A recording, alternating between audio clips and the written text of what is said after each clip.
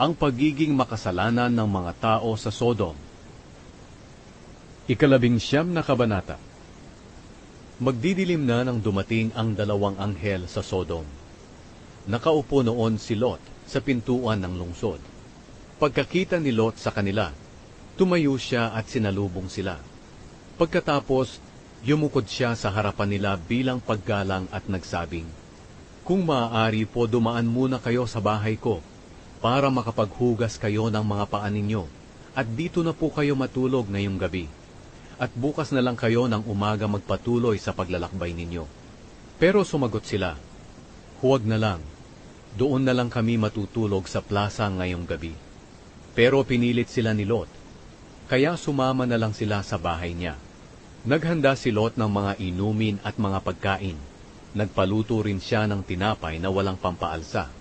At nang handa na, naghapunan sila. Nang mahihiga na sila para matulog, dumating ang lahat ng bata at matatandang lalaki ng Sodom at pinaligiran nila ang bahay ni Lot. Tinawag nila si Lot at tinanong, "Nasaan na ang mga panauhin mong lalaki na dumating ngayong gabi? Palabasin mo sila rito dahil gusto namin silang sipingan." Lumabas si Lot ng bahay para harapin sila. Nang lumabas siya, isinara niya agad ang pintuan. Sinabi niya sa kanila, "Mga kaibigan, nakikiusap ako sa inyo na huwag ninyong gagawin ang iniisip ninyong masama. Kung gusto nyo, may 2 akong anak na dalaga. Ibibigay ko sila sa inyo, at bahala na kayo kung ano ang gusto ninyong gawin sa kanila. Pero huwag ninyong galawin ang 2 taong ito, dahil mga bisita ko sila, at dapat ko silang protektahan." Pero sinabi ng mga tao, "Dayuhan ka lang dito, kaya sino ka para makialam sa amin? Umalis ka riyan. Baka masigit pa ang magawa namin sa iyo kaysa sa kanila." Pagkatapos, itinulak nila si Lot. Lalapit sana sila sa pintuan para gibain ito. Pero binuksan ito ng 2 anghel na nasa loob at hinatak nila si Lot papasok at isinara ang pintuan. Pagkatapos, binulag nila ang mga tao na nasa labas para hindi na nila makita ang pintuan. Pinaalis si Lot sa Sodom. Sinabi ng 2 anghel kay Lot, "Kung may mga anak ka pa, o mga manugang na lalaki, o mga kamag-anak sa lungsod na ito, isama mo silang lahat at umalis kayo rito, dahil lilipulin namin ang lungsod na ito." Narinig ng Panginoon ang mga daing laban sa mga taong ito na puro kasamaan ang ginagawa.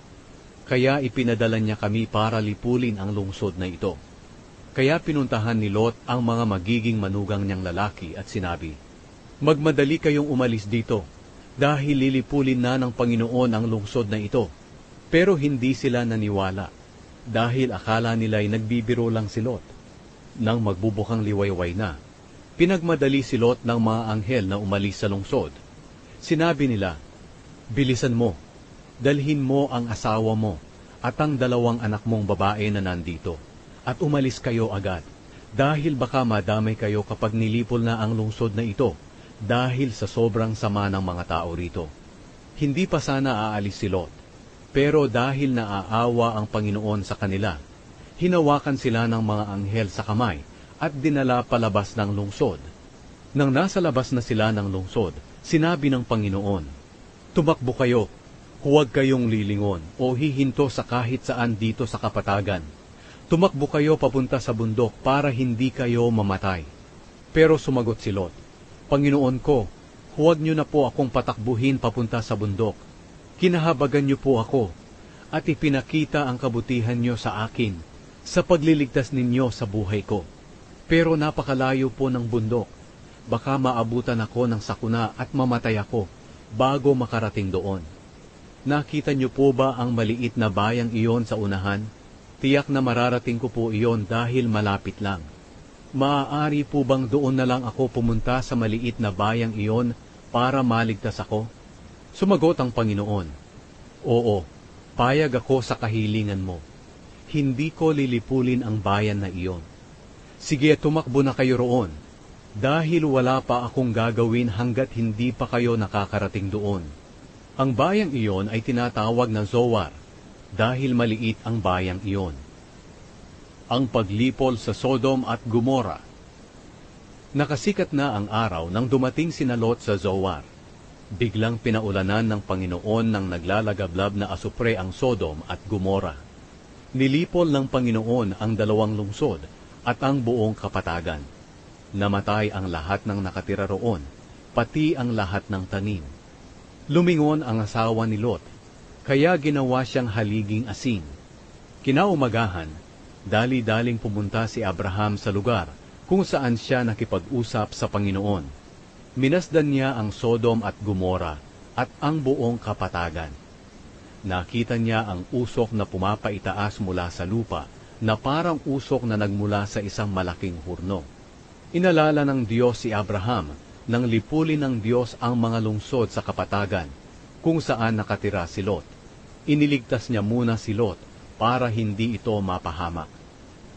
Ang pinanggalingan ng mga Moabita at Amonita. Dahil natakot si Lot na tumira sa Zoar, lumipat siya at ang 2 niyang anak na dalaga sa bundok at tumira sila sa kuweba. Isang araw, sinabi ng panganay na anak sa kanyang kapatid, "Matanda na ang ating ama, at wala ng ibang lalaki rito na maaari nating mapangasawa para magkaanak tayo katulad ng pamamaraan ng tao kahit saan sa mundo. Mabuti pang painumin natin ang ating ama ng alak hanggang sa malasing siya, pagkatapos sumiping tayo sa kanya para magkaanak tayo sa pamamagitan niya." Kaya ng gabing iyon, nilasing nila ang kanilang ama. Pagkatapos, sumiping ang panganay na anak sa kanyang ama. Pero dahil sa sobrang kalasingan ni Lot, hindi niya namalayan kung ano ang nangyayari. Kinabukasan, sinabi ng panganay sa nakababata niyang kapatid, "Sumiping na ako kagabi sa ating ama, at ngayong gabi muli natin siyang painumin ng alak hanggang sa malasing siya. At ikaw naman ang sumiping sa kanya para tayong 2 ay magkaanak sa pamamagitan niya." Kaya ng gabing iyon, muli nilang nilasing ang kanilang ama, at ang nakababatang kapatid naman ang sumiping sa kanya. At sa sobrang kalasingan, hindi rin niya namalayan kung ano ang nangyayari. Sa ganoong paraan, nabuntis ang 2 anak ni Lot sa pamamagitan niya. Dumating ang panahon, nanganak ang panganay ng isang lalaki at pinangalanan niyang Moab. Siya ang pinagmulan ng lahi ng Moabita. Nanganak din ang nakababatang kapatid ng isang lalaki at pinangalanan niyang Ben-Ami.